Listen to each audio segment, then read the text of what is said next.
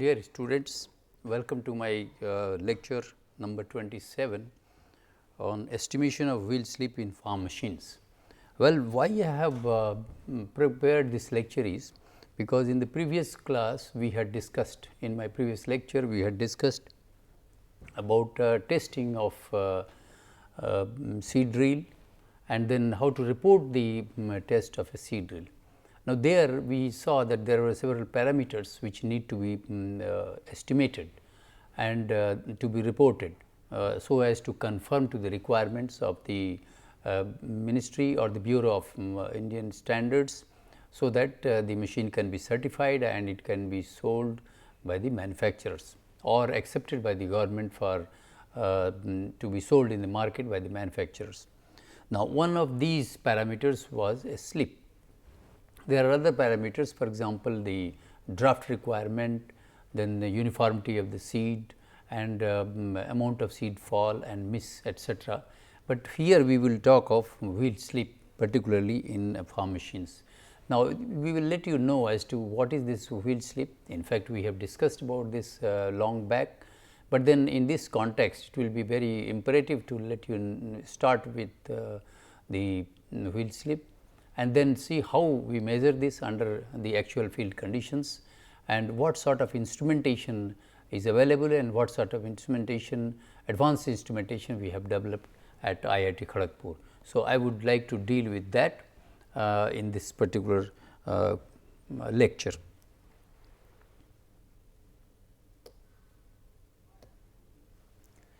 Well, what is wheel slip?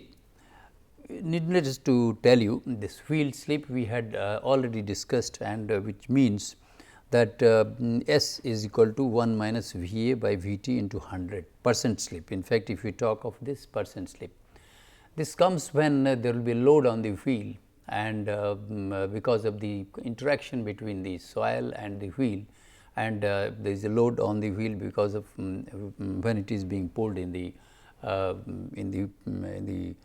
soil conditions. So, there will be a reduction in the speed, there will be certain reduction. Theoretically, it should have something, but actually you will find something else. It could be more, it could be less. Generally, we find this. So, we have, if we go back to that same definition which I had given you earlier, this S is nothing but the wheel slip, and since we have multiplied by 100, it is wheel slip, which is slip percent.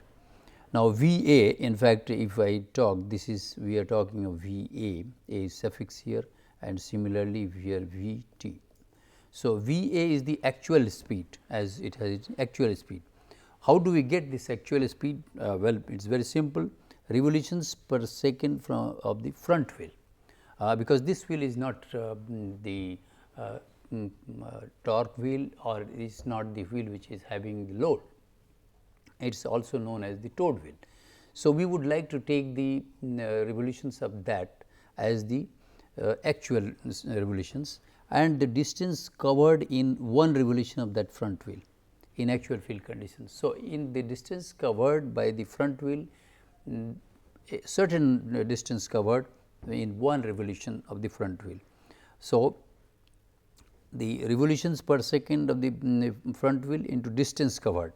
Now, this will give us the V A or actual speed. Now, what is the theoretical speed?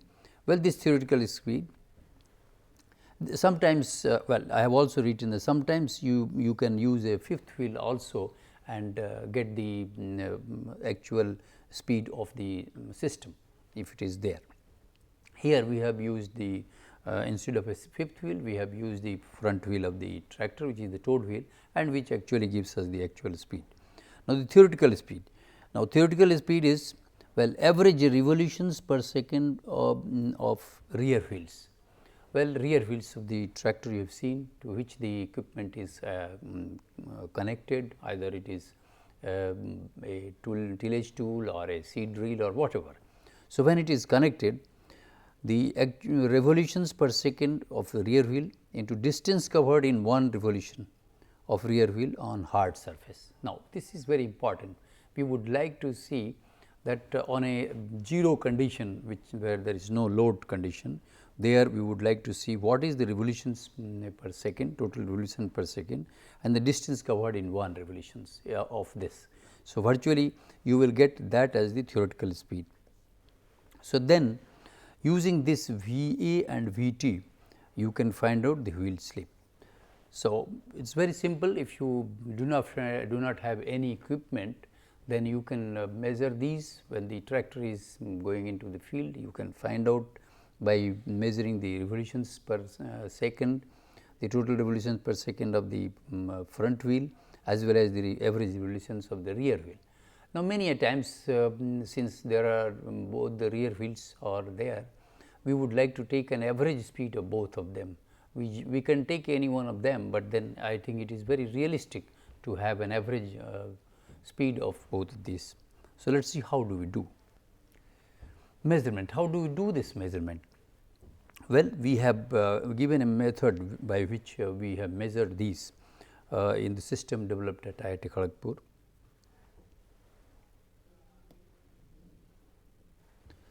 Well, you can see here that there is a disc. Now, this disc has several, you can say that transparent and opaque. You can see that in the 360 degrees here we have created alternate clear and opaque strips, alternating clear and opaque stripes, you can say. These stripes are at an angle of 4 degrees. So, you can say that about 90 such strips are there, and therefore, the optical slot sensor. Now, here we will talk of this optical sensor. Now, where it is put, you can see here that at this location we have put the optical slot sensor.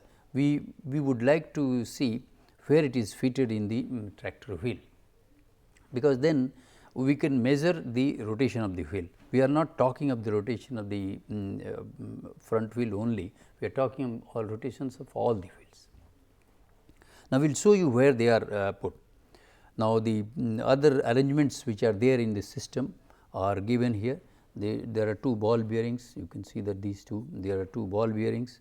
The 4 is the shaft, there is a shaft here on which this is carrying this particular arrangement. Is a waterproof casing, of course. This casing has to be waterproof, so that it does not get wet or something, so that otherwise this system will not work, because we generate pulses when there is a movement of this along with the rotation of the wheel. A signal output cable. Now, there is a signal output cable, this is the signal output cable here 6.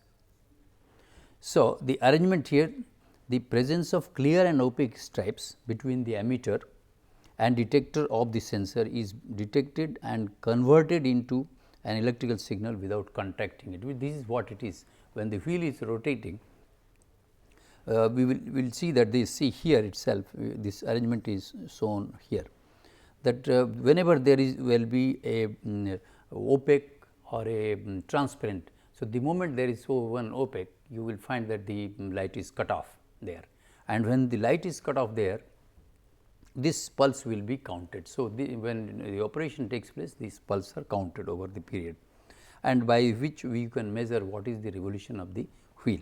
So, this system has been developed.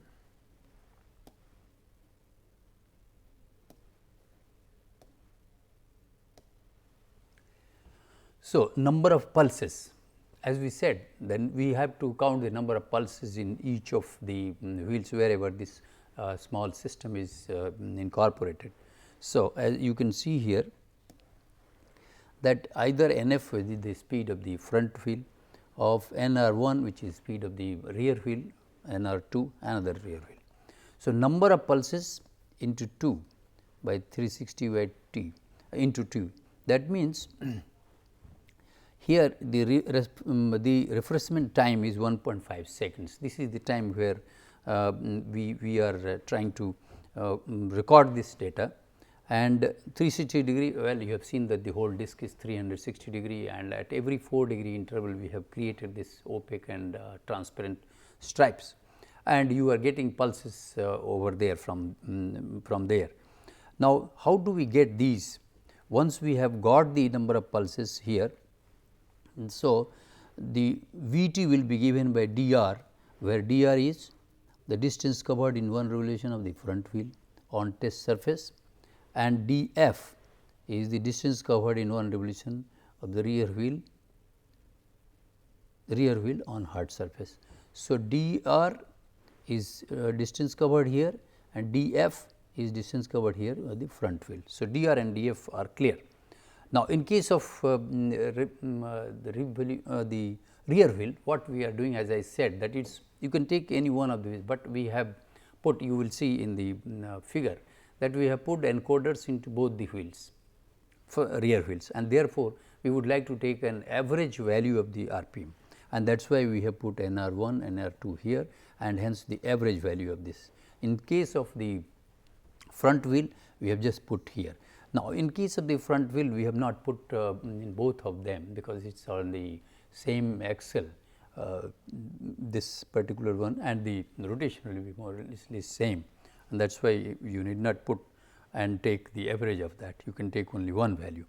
So, on the basis of this, you will be in a position to get the value of S.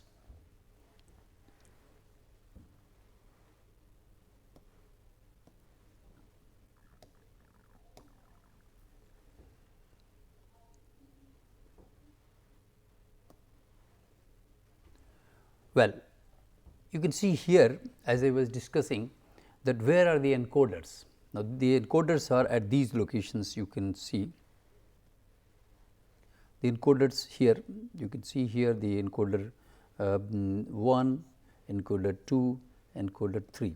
This is at the front wheel, these are for the two rear wheels. So, the installation of encoders on tractor, where we have installed, of course, the details of the explanation is given as to how they are going. You two of the rear wheels and one on the front wheel, which is already given here, and mounted on the mudguard of the rear wheels and connected through the speedometer wire of the center of the rear wheels, where this is how they are connected, this construction is given. One encoder is mounted with kingpin and connected through the speedometer wire to the center of the front wheel in case of the front axle, where we are measuring. So, this is the arrangement which we have made. So, 1, 2, 3, which is all written here. Now, we'll go ahead and see what else we have done with respect to this. This is the arrangement which we have done at IIT Kharagpur, by which we are in a position to measure very accurately the speed of the wheels and hence the wheel slip.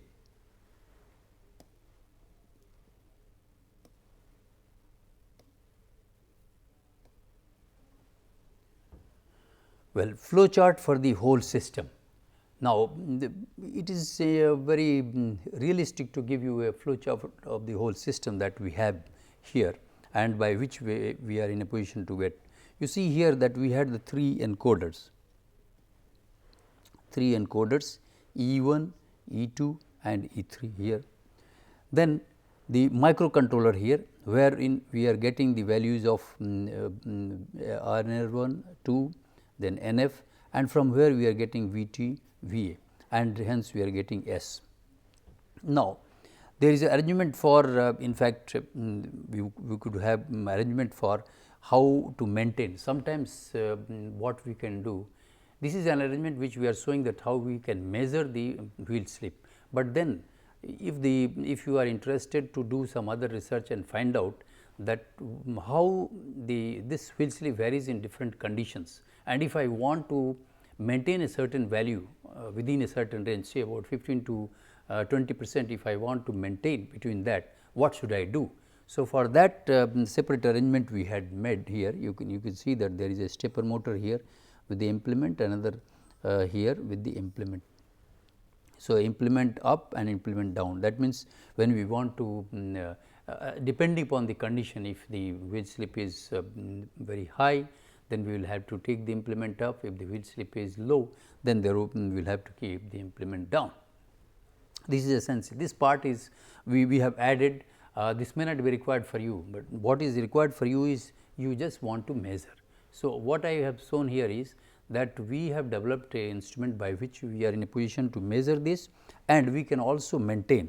For example, as in this case which I have seen that within 10 to 20 we are in a position to maintain that, and accordingly there was a stepper motor which was in fact which was changed manually in the earlier case, but this can be done automatically also. This can be done automatically also using another system which we have not included in this case for your lecture, but then we have done such that we depending upon the requirement or depending upon the slip which occurs during a field operation, whether you are operating a moldboard plow or you are operating a cultivator or any equipment that you have taken. So, if you have taken that and you want to maintain without touching, manually we do it because the operator does it while looking at the implement's condition, he does it, but then automatically we want to do, and we have done this in the case of the particular study that we did in this case.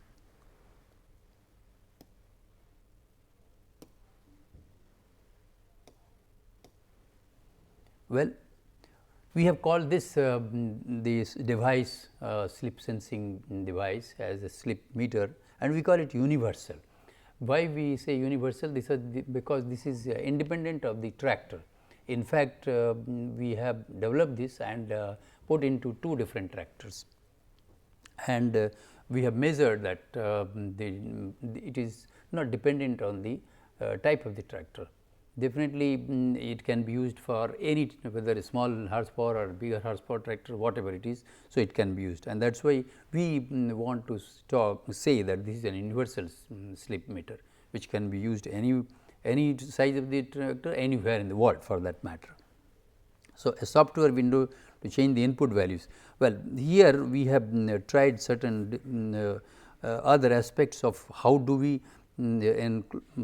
display this information onto the device, and particularly in front of the tractor operator. You must have seen that in front of the tractor operator on the sometimes on the sides or in the front we have all the indicator dashboard on which the different parameters are displayed. In this case, this a similar thing will be displayed here, where you can see what is the speed, what is the wheel slip, what is the depth of operation, and things like that. So, this arrangement has been this is the one which shows like this. Now, a software window to change the input values in the program. Well, there could be certain changes which can be made, and this arrangement has been done, and a small software arrangement which we did or software which we developed, this is shown to you as to how you are going to change and send the information to the wheel slip meter.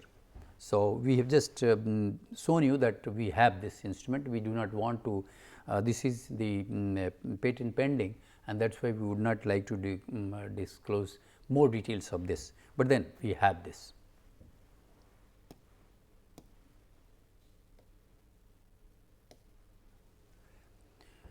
Well, validation of slip sensing device of the slip meter. Well, validation is very important.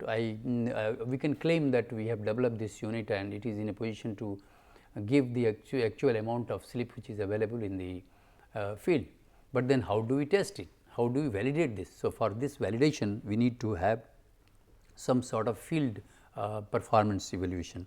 So, validation of the actual speed, we would like to see how the validation actual speed is there. We can measure the actual speed. You can see here the conventional method. The conventional method is by measuring distance covered in a particular time. You can have the measured by a radar sensor. We had used a radar sensor in this case, by which we can measure the actual speed. The slip meter, measurement by developed slip meter. A slip meter is for measurement of the slip.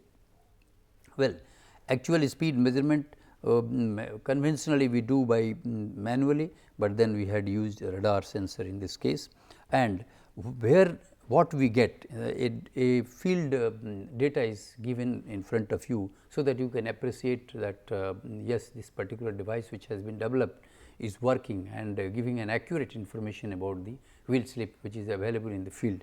So, you can see that the actual speed here and with different number of readings that we have taken. in case of conventional case, radar sensor, and with the slip meter which was there, and we find that there is hardly any variation. There is hardly any variation, and there is as the different number of readings have been taken in this case on a tar macadam road, and this is in actual field conditions, which we get the field conditions of actual field.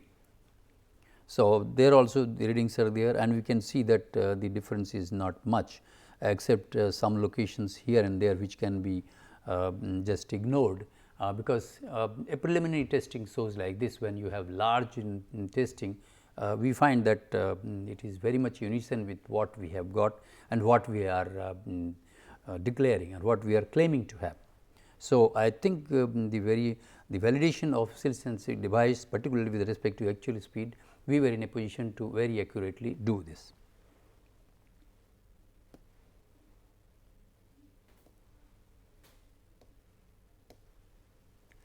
Now, this validation was done where? In fact, this was done at the fields of the agricultural engineering department at IIT Kharagpur, and you can see that we have used several equipment, and in fact, we have used also two different tractors, so that you will know that it does not matter, and that means it is independent of the power source or the tractor. And then we have used moldboard plow, we have used cultivator. You can also use any other device, maybe you can use a harrow, or you can use any other device, any other equipment, and measure this. We have done this validation actually in the field condition, and you can see here. I can just for your information, it is worth showing you that you can see here the data in laptop during field testing. We are taking the data in the laptop during field testing, then slip measurement by counting the number of wheels, manual way, the way we are measuring, and we can see here the operation which is going on, a cultivator being operated. In another case, we have operated a moldboard plow. So, only one case is shown over here, but then we also operated moldboard plow as well. So, this demonstration was done actually to show the operation of this particular device under actual field condition in front of various officials who had come from outside to have a look at the device, whether this is the device which is actually what we claim is there or not. And that is why it is written that the project coordinator from a location came, and he is seeing this in front in the departmental form.